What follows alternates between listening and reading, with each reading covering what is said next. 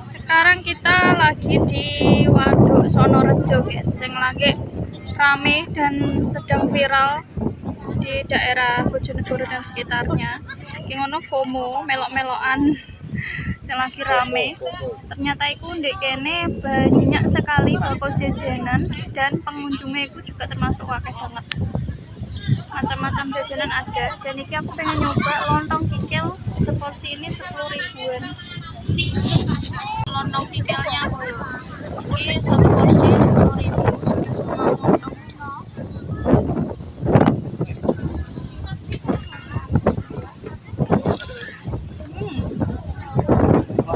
Rasanya piye bosku?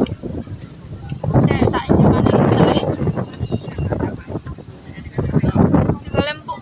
Tampilannya kayak gini ya. Lontongnya itu apa ki kuahnya kayak opor ayam kampung gitu, kayak mirip-mirip gulai cuma ini lebih pedas.